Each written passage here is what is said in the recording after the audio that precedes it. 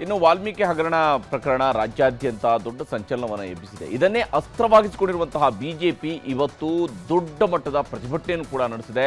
ಮುಖ್ಯಮಂತ್ರಿಯವರ ಮನೆಗೆ ಮುತ್ತಿಗೆ ಹಾಕಿ ರಾಜೀನಾಮೆಗೆ ಒತ್ತಾಯಿಸಿದೆ.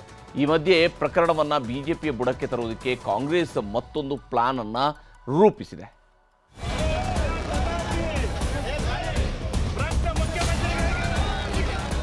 ರಾಜ್ಯ ರಾಜಕಾರಣದಲ್ಲೀಗ ವಾಲ್ಮೀಕಿ ಅಭಿವೃದ್ಧಿ ನಿಗಮ ಅವ್ಯವಹಾರದ್ದೇ ಸದ್ದು. ಪ್ರಕರಣದ ತನಿಖೆ ತೀವ್ರಗೊಂಡಿದ್ದು ಹಗರಣ ಬಗೆದಷ್ಟೂ ಬಯಲಾಗ್ತಿದೆ. ಸಚಿವ ನಾಗೇಂದ್ರ ತಲೆದಂಡ ಕೂಡ ಆಗಿದೆ. ಎಸ್ಐಟಿ ತನಿಖೆ ಕೂಡ ನಡೆಯುತ್ತಿದ್ದು ಈ ನಡುವೆ ಪ್ರಕರಣವನ್ನೇ ಅಸ್ತ್ರವಾಗಿಸಿಕೊಂಡಿದೆ ಬಿಜೆಪಿ.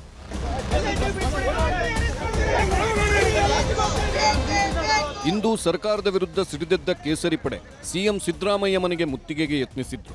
ಬಿಜೆಪಿ ರಾಜ್ಯಾಧ್ಯಕ್ಷ ವಿಜಯೇಂದ್ರ, ವಿಪಕ್ಷ ನಾಯಕ ಆರ್ ಅಶೋಕ್, ಸಿಟಿ ರವಿ, ಸುನಿಲ್ ಕುಮಾರ್ ಸೇರಿದಂತೆ ಹಲವು ನಾಯಕರು ಆಕ್ರೋಶ ಹೊರಹಾಕಿದ್ರು. ಕೂಡಲೇ ಸಿದ್ದರಾಮಯ್ಯ ಸಿಎಂ ಸ್ಥಾನಕ್ಕೆ ರಾಜೀನಾಮೆ ನೀಡುವಂತೆ ಆಗ್ರಹಿಸಿದ್ರು. ಈ ವೇಳೆ ಹಲವರನ್ನ ಪೊಲೀಸರು ವಶಕ್ಕೆ ಪಡೆದರು. ಈ ವೇಳೆ ವಾಲ್ಮೀಕಿ ಹಗರಣ ಸಿಬಿಐ ತನಿಖೆಗೆ ಕೊಡಬೇಕು, ಭ್ರಷ್ಟಾಚಾರದಲ್ಲಿ ಸಿದ್ದರಾಮಯ್ಯ ಸರ್ಕಾರ ದಾಖಲೆ ಮಾಡುತ್ತಿದೆ ಅಂದ್ರು ಬಿಜೆಪಿ ನಾಯಕರು. ಕಾಂಗ್ರೆಸ್ ಬಂದ ಮೇಲೆ ಎಲ್ಲಾ ಕಡೆ ಲೂಟಿ ಲೂಟಿ ಲೂಟಿ, ಹಗರಣಗಳ ಮೇಲೆ ಹಗರಣ ಹೇಳ್ತಾ ಇದ್ರು. ಅವ್ರು ಯಾರೋ ಡೆಲ್ಲಿಯವರು ಯಾರೋ ಬಂದಿದ್ರು, ಯಾರೋ ಸುರ್ಜೇವಾಲಾ ಬಂದಿದ್ರು, ಅವ್ರ ಹೆಸರೇ ಬರಲ್ಲ. ಅವ್ರು ಹೇಳಿದ್ರು ಮಾಡಲ್ ಅಂತ, ಇದು ಕರ್ನಾಟಕ, ಈ ಲೂಟಿ ಮಾಡಲ್ಲು. ಸುರ್ಜೇವಾಲಾ ಅವರೇ, ಈ ಲೂಟಿ ಮಾಡಲ್ನ ದೇಶಕ್ಕೆ ಹಂಚುತ್ತೀರಾ? ತಗೊಂಡೋಗಿ ಹಂಚಿ.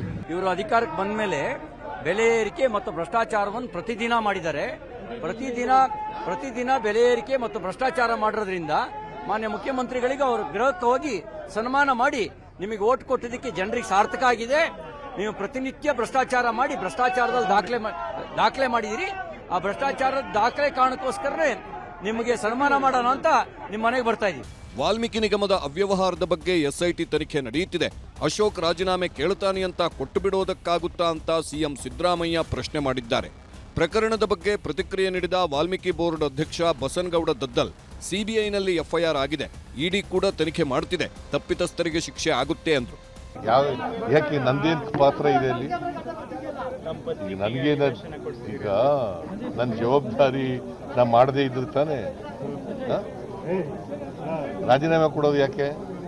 ಯಾರ್ಯಾರು ಅರೆಸ್ಟ್ ಆಗಿದ್ದಾರೆ ಮತ್ತು ಈಗಾಗಲೇ ಸಿಬಿಐ ಕೂಡ ಒಂದು ಕಡೆ ಎಫ್ಐಆರ್ ಮಾಡಿ ಅವರು ಕೂಡ ಎಲ್ಲ ದಾಖಲೆಗಳನ್ನು ಕಲೆಕ್ಟ್ ಮಾಡಿ ಅವರು ಮಾಡ್ತಾ ಇದ್ದಾರೆ. ಇವತ್ತು ಸತ್ಯತೆಯನ್ನ ಯಾರು ಕೂಡ ಮುಚ್ಚಿಡಕ್ಕೆ ಸಾಧ್ಯ ಇಲ್ಲ. ಇದೆಲ್ಲವನ್ನ ಹೊರಗೆ ತರುವಂತ ಕೆಲಸ ಆಗ್ತದೆ. ಹಾಗಾಗಿ ವಿರೋಧ ಪಕ್ಷದ ನಾಯಕರುಗಳು ಮಾಡುವಂಥದ್ದು ಅವರು ಕರ್ತವ್ಯ ಮಾಡ್ತಾ ಇದ್ದಾರೆ. ಪ್ರಕರಣ ಸಂಬಂಧ ಬಸನಗೌಡ ದದ್ದಲ್ ಪರಿಶಿಷ್ಟ ಪಂಗಡಗಳ ಇಲಾಖೆ ಹೆಚ್ಚುವರಿ ಮುಖ್ಯ ಕಾರ್ಯದರ್ಶಿಗೆ ಪತ್ರ ಬರೆದಿದ್ದಾರೆ. ನಿಗಮದ 10 ವರ್ಷದ ಆಯವ್ಯಯ ನೀಡುವಂತೆ ಮನವಿ ಮಾಡಿದ್ದಾರೆ. ಈ ಮೂಲಕ ಬಿಜೆಪಿ ಸರ್ಕಾರದ ಅವಧಿಯಲ್ಲಿಯೂ ಹಗರಣ ನಡೆದಿದೆಯಾ ಅಂತ ದಾಖಲೆ ಸಂಗ್ರಹಿಸಲು ಮುಂದಾಗಿದೆ. ಕಳೆದ 10 ವರ್ಷಗಳಲ್ಲಿ ನಿಗಮಕ್ಕೆ ಎಷ್ಟು ಅನುದಾನ ಬಂದಿದೆ, ಯಾವ್ಯಾವ ಯೋಜನೆಗೆ ಬಳಕೆಯಾಗಿದೆ, 30 ಜಿಲ್ಲೆಗಳ ಅನುದಾನ ಕುರಿತು ಮಾಹಿತಿ ಕೇಳಿದ್ದಾರೆ.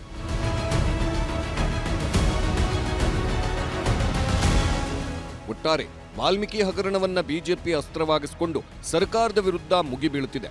ಇತ್ತ ಸರ್ಕಾರ ಕೂಡ ಟಕ್ಕರ್ ಕೊಡೋದಕ್ಕೆ ಪ್ಲಾನ್ ಮಾಡುತ್ತಿದ್ದು ಮುಂದೇನಾಗುತ್ತೋ ಅಂತ ಕಾದು ನೋಡಬೇಕು. Bureau report, news 18.